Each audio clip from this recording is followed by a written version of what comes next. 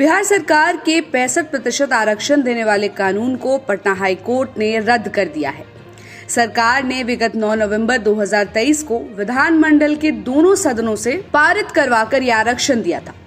इस कानून के तहत पिछड़ा वर्ग, अत्यंत पिछड़ा वर्ग, अनुसूचित जाति और अनुसूचित जनजाति को मिलने वाले आरक्षण को 50% से बढ़ाकर 65% कर दिया था। लेकिन 20 जून यानी कि आज नीतीश कुमार को उस समय झटका लगा जब पटना हाई कोर्ट ने ईबीसी, एससी और एसटी के लिए 65% आरक्षण को खत्म कर दिया है। हालांकि इस मामले को लेकर बहुत पहले ही कई याचिकाएं पटना हाई कोर्ट में दायर की गई थी और उन पर सुनवाई भी हो गई थी। सुनवाई के बाद बीते 11 मार्च 2024 को कोर्ट ने अपना फैसला सुरक्षित रख लिया था।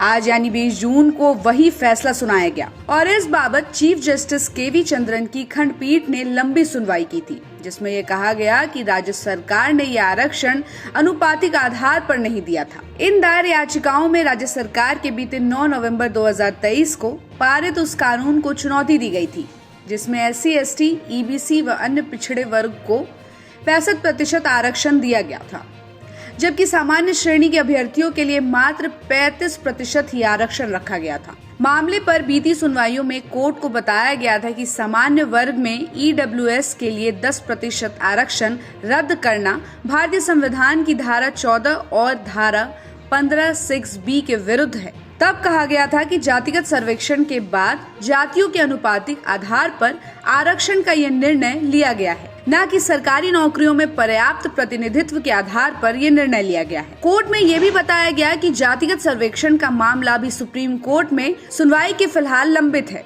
इसमें सुप्रीम कोर्ट में इस आधार पर राज्य सरकार के उस निर्णय को चुनौती दी गई, जिसमें राज्य सरकार ने सरकारी नौकरियों में आरक्षण की सीमा 50% से बढ़ाकर 65% कर दी थी।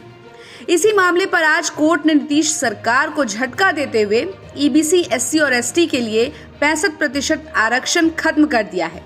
अब सवाल ये है कि आरक्षण लागू होने के बाद जिन लोगों ने उसके तहत सरकारी नौकरियां पाई हैं, उनका क्या होगा? क्योंकि कोर्ट की तरफ शायद उसको लेकर अभी तक कोई आदेश या निर्देश नहीं आया है। कोर्ट की आज के फैसले के बाद मुख्यमंत्री नीतीश कुमार को झटका इसलिए भी लगेगा क्योंकि ऐसा माना जा रहा था कि 65% आरक्षण का लाभ लेने वाली जातियां नीतीश कुमार की पार्टी का समर्थन होगा। बीते लोकसभा चुनाव में भी उन्हें लाभ मिला होगा। कोर्ट के इस आदेश के बाद अब लाभान्वित होने वाली जातियां जहां अपने आप को ठगा महसूस करेंगी, वहीं आने वाले समय में इस पर राजनीति भी तगड़ी होगी। तो इस खबर पर आपकी क्या राय है, कमेंट करके जरूर बताइएगा और ऐसी ही खबरों के लिए आप देखते रहिए सहारा समय का डिजिटल प्लेटफॉर्म।